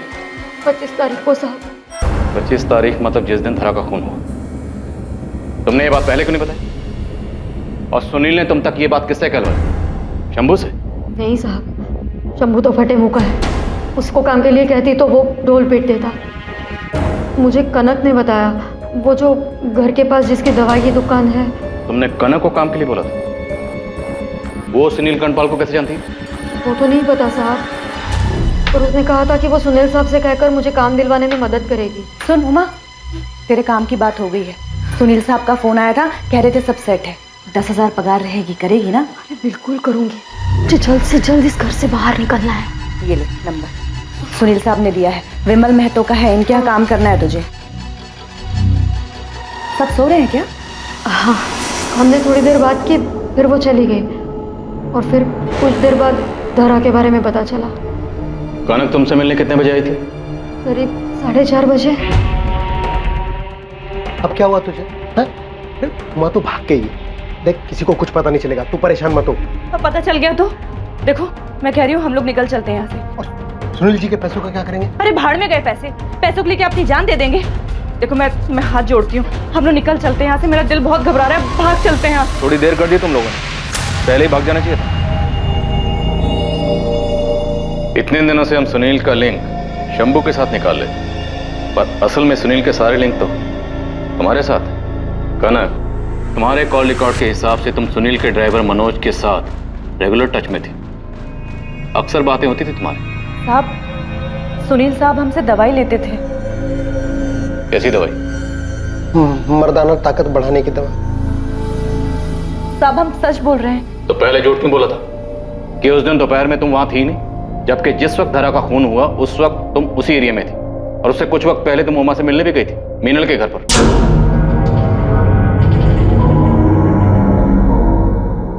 तुमने सुनील के कहने पे धरा का खून किया था ना, इसलिए उमा से मिलने गई थी ना? नहीं साहब, मैंने धरा का खून नहीं किया है। किसने किया? किसने किया खून? एक मासूम बच्ची का मर्डर हुआ और तुम चुप बैठी हो, बोलो किसने किया? साहब, एक मासूम को इंसाफ दिलाने के लिए मैं दूसरे मासूम का नाम कैसे ले दूं? मतलब?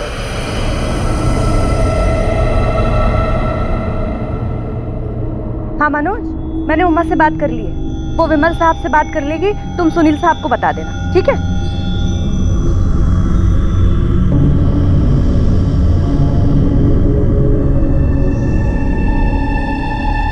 अरे छवि, यहाँ अकेले क्यों बैठी हो?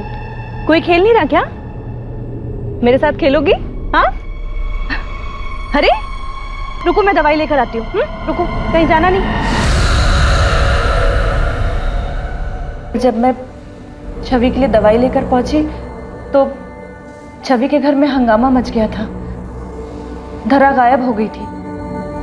मुझे कुछ ठीक नहीं लगा, कुछ अजीब सा लग रहा था।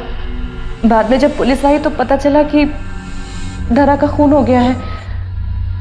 तब से मुझे शक है कि कहीं छवि ने तो धरा को, अब बताती भी तो क्या बताती पुलिस को? छवि भी तो मासूम बच्ची है ना, पता नहीं क्या हुआ होगा उस दिन। हमारे पास सर्च वारंट है, घर की तलाशी लेनी। कैसा वारंट? सब कुछ तो देख चुके हैं आप। हमें मीनल और छवि से बात करनी, अकेले में। चेक करो अच्छे से, जाओ। ये सब क्या है सर? छवि छोटी बच्ची है, आप इस तरह से सवाल जवाब नहीं कर सकते, डर जाएगी सर। ये हम जानते हैं कि छवि बच्ची, लेकिन हमारे पास कुछ इन्फॉर्मेशन, इसलिए हमारा छवि से बात करना जरूरी है। ये मिसेस दीक्षित है, चाइल्ड काउंसलर है। हम छवि से जो भी बात करेंगे इनकी मौजूदगी में करें। नहीं सर, मैं छवि से कोई पूछताछ नहीं करने दूंगी। क्या सच में ईर्ष्या के भाव में छवि ने अपनी छोटी बहन का इतनी क्रूरता से खून किया था? क्या उसका ऐसा करना मुमकिन था? पुलिस भी ऐसे ही सवालों के बवंडर में फंसी थी। सर, फॉरेंसिक रिपोर्ट आ गई है। छवि के कपड़ों पे मिला खून धरा का ही है। छवि के घर वालों से बात की मैंने, उन्होंने बताया कि छवि धरा से अपसेट रहती थी। उसे लगता था कि मीनल उससे ज्यादा धरा पे ध्यान दे रही है। आयुष, छवि 8 साल की है और छवि ने धरा को पहले सफोकेट किया, फिर चाकू से उसका गला काटा। एक 8 साल की बच्ची में इतनी समझ कहां से आ गई? मुझे ये पॉसिबल नहीं लगता। और धरा की पोस्टमार्टम रिपोर्ट के हिसाब से गला काटते वक्त बहुत ज्यादा प्रेशर यूज किया गया। इंजरी मार्क्स डीप है, एकदम क्लीन कट है, कोई रफ एज नहीं। महज 8 साल की बच्ची ये सब कर सकती है? मुमकिन है?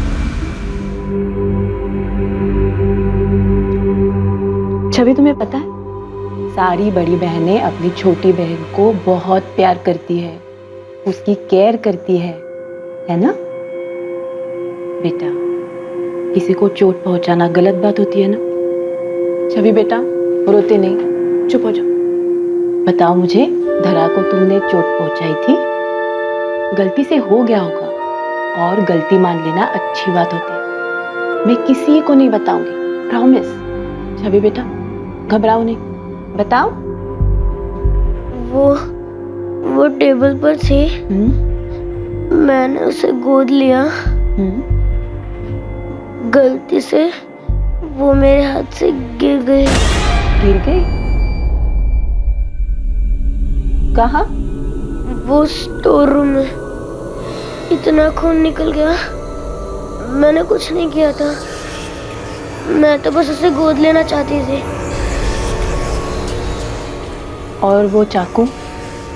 वो तुम लेके गई थी? पता है कि छवि ने धारा को नहीं मारा था। ये बात झूठ है। तुमने हमसे झूठ कहा था। तुमने सारा इल्जाम छवि के सर पर डाला। हमें भी झूठी कहानी सुनी। छवि को भी यकीन दिला दिया कि उसने धारा को मारा। तुम्हें अपनी बच्ची से जरा भी प्यार नहीं है। सर, छवि के बाद मैं 3 बार प्रेग्नेंट हुई। जब मैंने चेक करवाया, स्पेशली पैसे देकर चेक करवाया था मैंने, तब मुझे पता चला कि तीनों बार भी लड़की आई है। इसलिए मैंने एबॉर्शन करवाया। और सबसे कहा कि मिसकैरेज हुआ। चौथी बार जब चेक करवाया सर मैंने, तब नर्सिंग होम के डॉक्टर ने मुझे ये भरोसा दिलाया था कि इस बार बेटा ही होगा। मुझे नहीं पता था सर कि इस बार भी बेटी होगी। इसलिए तुमने उस 8 महीने की मासूम बच्ची को मार दिया। बहुत ज्यादा रो रही थी, इरिटेट हो रहा था मुझे। तुमने पहले भी धारा को मारने की कोशिश की थी, इसलिए उसके ब्रेन में ब्लड क्लॉटिंग हुई थी। हाँ, लेकिन वो बच गई मेरे बेवकूफ पति की वजह से, जिससे मैं पीछा छुड़ाना चाहती थी। वो उसी के ऊपर 10 लाख रुपए खर्च करके मेरे सर के ऊपर डाल दिया था। लेकिन मैंने पहले ही प्लानिंग कर ली थी। छोटी बेटी को मारकर उसका इल्जाम डाल दिया बड़ी बेटी के सर। नहीं सर, मैंने जानबूझकर छवि को इसमें नहीं फंसाया है, और मैंने भी वैसे ही दिखाया ताकि वो डरे और किसी से कुछ ना कहे। कैसी माँ हो तुम? माँ तो क्या तुम इंसान कहलाने के भी लायक नहीं। एक बार भी नहीं सोचा कि छवि के ऊपर इसका क्या असर होगा? सर, मुझे बेटा चाहिए था।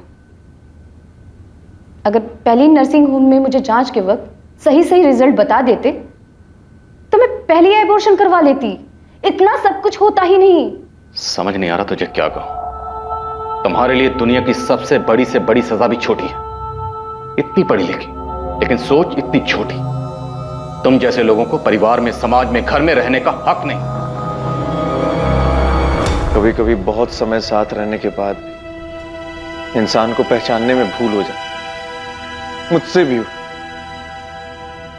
जिस औरत को प्यार किया वो सिर्फ धोखा। वो औरत तुम कभी थी ही नहीं, और तुम्हारे इस चेहरे को मैं पहचानता था।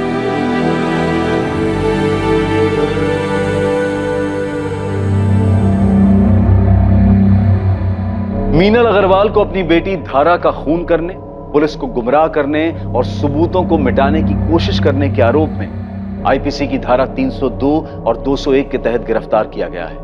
वो इस वक्त न्यायिक हिरासत में है और केस अभी कोर्ट में है। अग्रवाल परिवार के सदस्य अब तक इस भयानक सच को स्वीकार नहीं कर पाए हैं, खासकर मीनल का पति प्रदीप और उनकी बेटी छवि। इस घटना के दौरान लगे आघात के कारण छवि को काउंसलिंग सेशंस दिए जा रहे हैं ताकि वो इस घटना से उबर पाए। बेटियों के जन्म लेते ही उन्हें मौत के घाट उतार देना यह हमारे समाज में कोई नई बात नहीं है। मीनल अग्रवाल एक पढ़ी लिखी महिला थी जिसने एक आधुनिक सोच रखने वाले व्यक्ति प्रदीप से शादी की थी। मीनल के ससुराल वाले भी खुले विचारों के थे, इसलिए मीनल पर लड़का पैदा करने का कोई दबाव नहीं था। ये मीनल की अपनी मंशा थी। इससे यह बात जाहिर है कि अभी समाज में बदलाव आने में समय लगेगा, पर शायद शिक्षा और जागरूकता के कारण यह परिवर्तन जल्दी आ जाए। और इस देश का नागरिक होने के नाते यह हमारा भी कर्तव्य है कि हम इस बात को लेकर लोगों को जागरूक करें कि कन्या हत्या ना सिर्फ नैतिक रूप से गलत है बल्कि एक कानूनी अपराध भी है। देखते रहें क्राइम पेट्रोल सतर्क, सोमवार से शुक्रवार रात 11 बजे। और याद रखें, क्राइम और आपके बीच में सिर्फ इतना फर्क है कि आप कितने सतर्क हैं। सतर्क रहें, सुरक्षित रहें। जय। क्राइम पेट्रोल के और भी दिलचस्प कहानी देखने के लिए हमारे चैनल को सब्सक्राइब करें और बेल आइकॉन दबाना न भूलें।